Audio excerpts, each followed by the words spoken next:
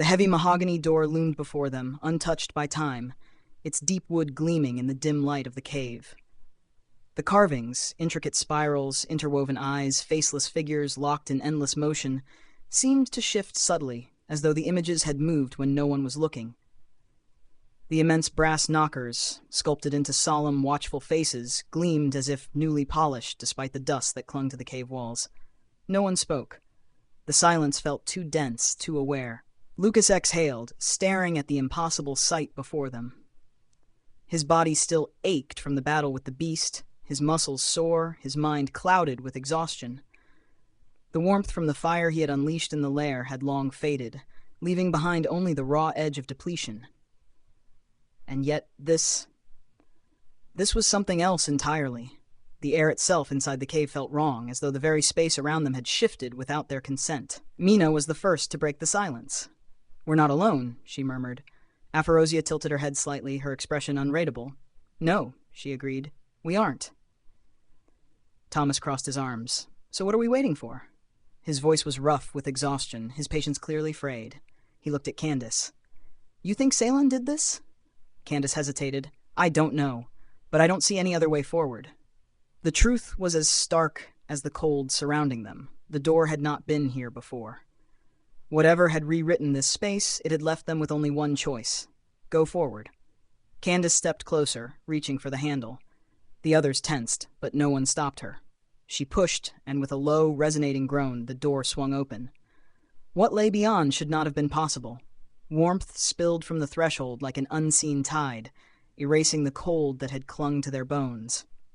The air inside was thick with the scent of spiced wood, fire-smoked oak, aged parchment, and something else.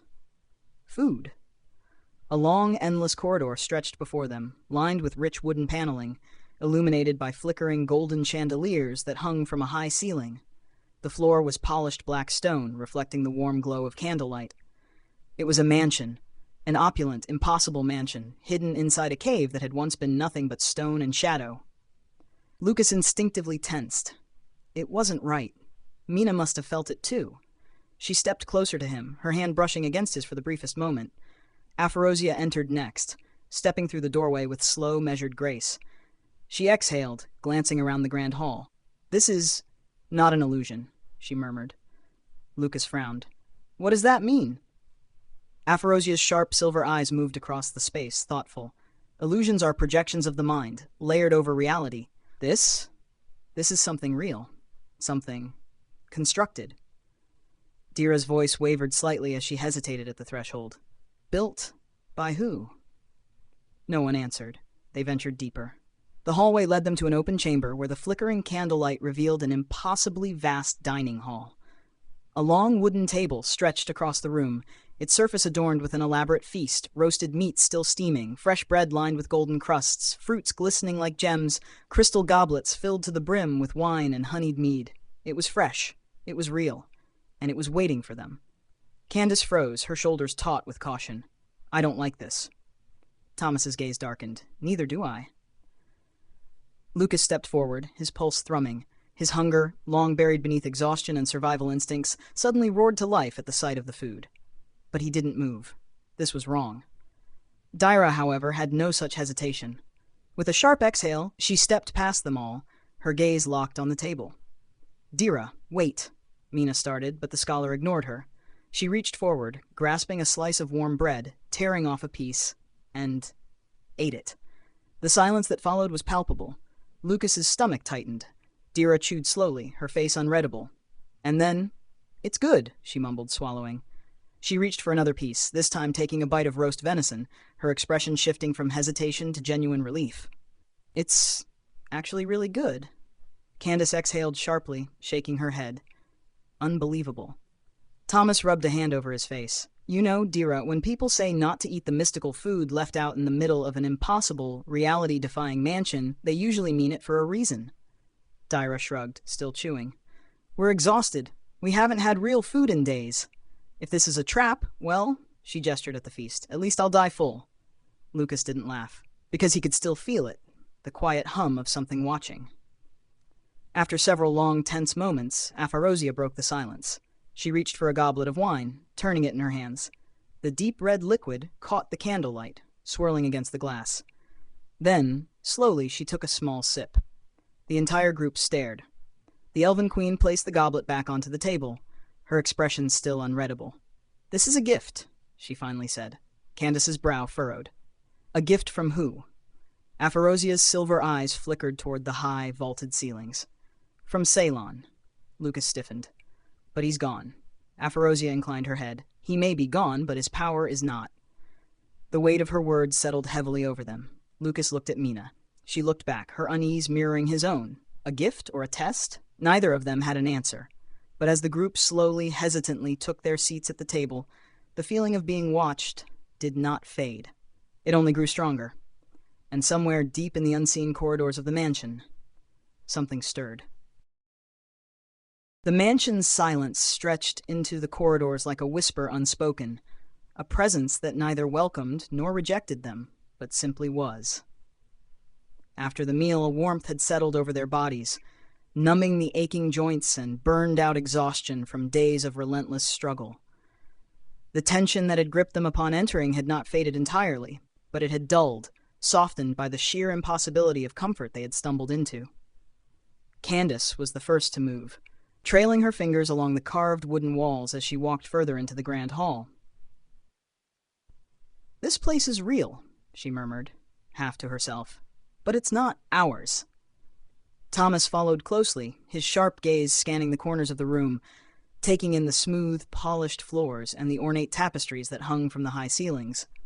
Scenes of unknown landscapes were woven into the fabric, mountains shaped like spirals, rivers flowing upward into the sky, figures standing at the edge of lightless voids, nothing familiar, nothing rooted in the history they knew.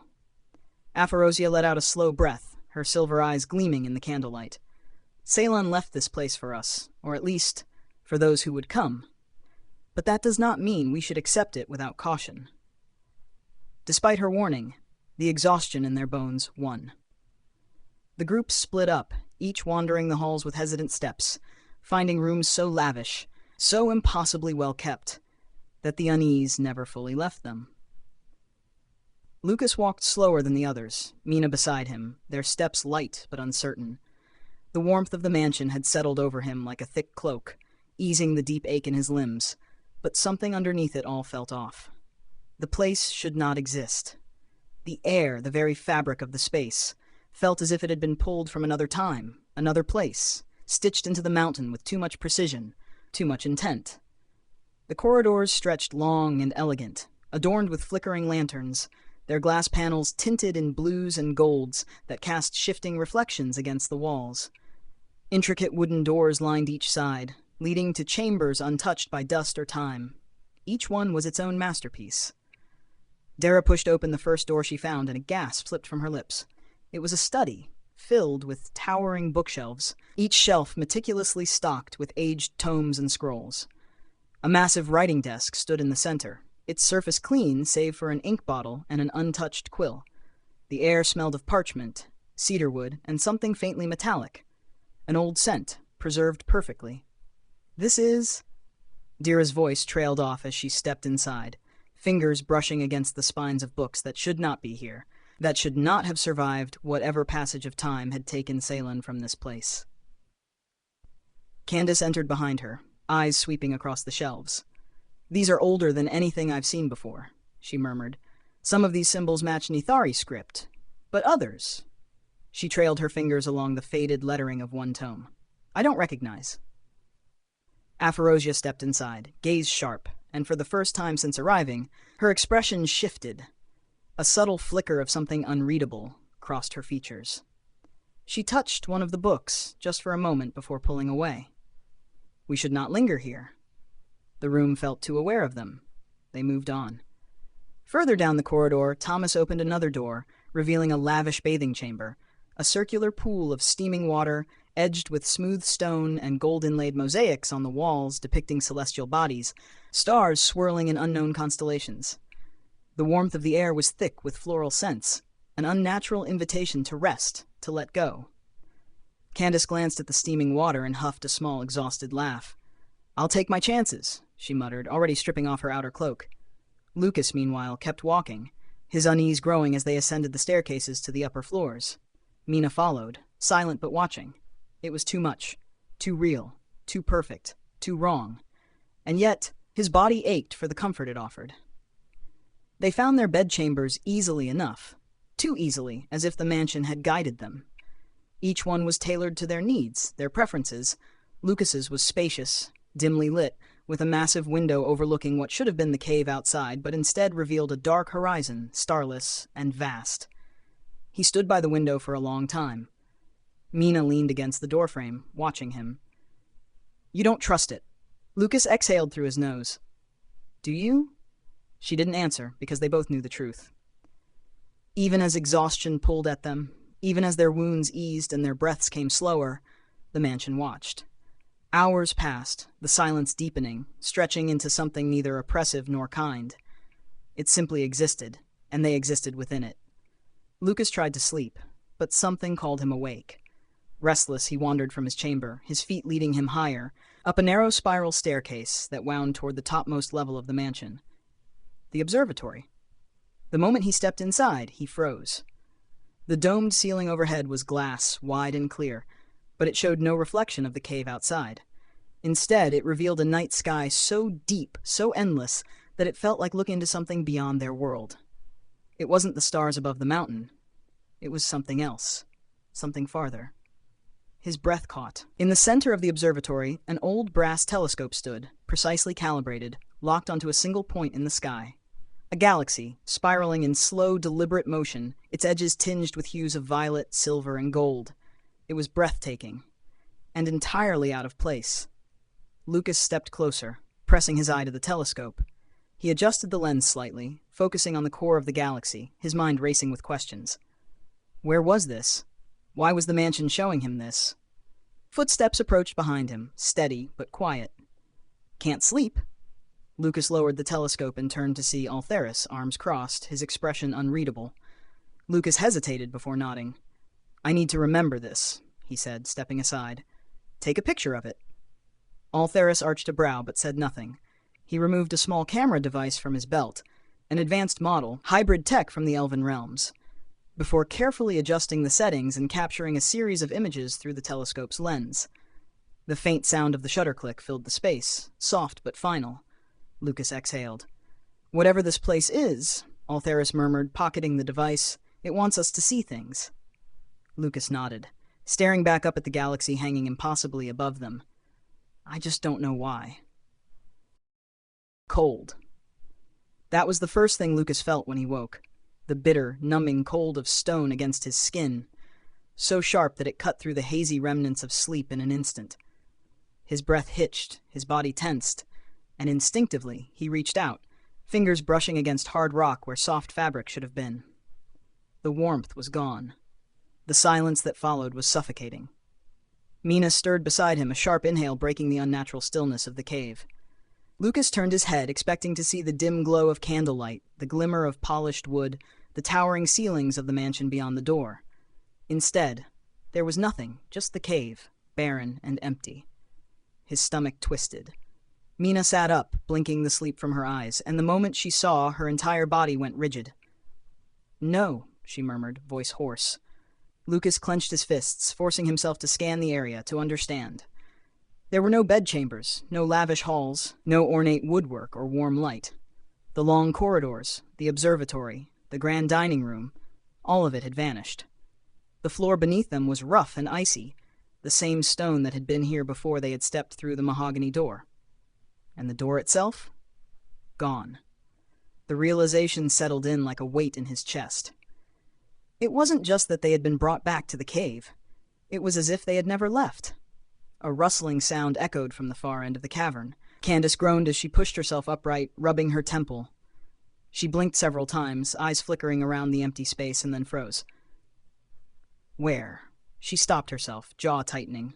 Dira let out a choked noise, her hands gripping at the stone floor beneath her as if trying to confirm it was real. No, this isn't. She turned in circles, eyes wide. Where is it? Where's the house? The beds? Everything? No one answered. Aphyrosia was already on her feet, standing perfectly still, her silver eyes unreadable as she took in the emptiness of the cave. She had expected this. Lucas could tell.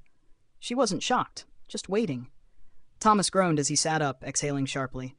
"Tell me this isn't happening." Aldera's rose next, his movements slow, controlled. He scanned the room in silence before his gaze settled on Aphyrosia. "It was never real, was it?" The queen let out a slow breath. "It was real," she said, her voice quiet but certain, "just not in the way we understand." Dira laughed, but there was no humor in it. "That's great. That's fantastic. We just spent an entire night in some kind of, a memory? A dream." "It was neither," Aphyrosia corrected. "It was a place outside of time." Lucas closed his eyes, trying to process. The warmth, the food, the rest, he could still feel it. His body no longer ached. His wounds, even the deeper ones, were gone. They had all been healed. Even though the mansion had disappeared, its effects remained. Mina exhaled sharply beside him. "Ceylan," she murmured. Aphyrosia nodded. "Yes." Candace dragged a hand down her face. "So it really was him. His doing." The queen's silver eyes darkened slightly. "Not necessarily." That made everyone pause. Dira let out a hollow breath. "What the hell is that supposed to mean?" Aphyrosia turned toward the center of the cave, kneeling slightly, pressing one gloved hand against the stone floor. Her eyes fluttered shut, her magic reaching into the air around them. Lucas felt it. A whisper of something old, something still lingering beneath the surface of this place. "His presence was here," Aphyrosia murmured. "But he was not its master." The word sent a shiver through the group. Candace shifted uncomfortably. "Then what was?" Aphyrosia didn't answer. Because she didn't know.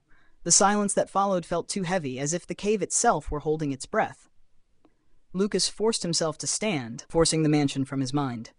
It was gone, and trying to make sense of it wouldn't help them now. "We need to move." The others turned toward him. Mina nodded, her expression set. "We've already lost time." Candace exhaled sharply before pushing herself upright, dusting off the frost that had settled on her cloak. "She's right. We're already behind schedule." Thomas ran a hand through his hair, letting out a slow, reluctant sigh. "Temple of Mirrors?" Candace met his gaze. "Steady. Yeah. We stick to the plan. We go east." The words seemed to solidify the moment. The mansion, the impossible space they had spent the night in, was gone. But their mission? That was real. Aphyrosia turned toward Altheris. "We've lost a day, but we'll make up the time," the elven commander nodded. "Agreed, the eastern pass will be difficult in the snow, but we have no choice." Candace squared her shoulders, slipping her dagger back into its holster. "Then let's go." Lucas let out a slow breath, glancing at Mina. She met his gaze, understanding passing between them in an instant. They both felt it. Something about this was wrong. Something about this wasn't over. But there was nothing left to see here. So, without another word, the group gathered their things, pulling their cloaks tightly around themselves as they stepped toward the cave's exit, the cold wind already howling beyond the mouth of the cavern. The Watcher still waited. And whatever was coming next, they would face it together.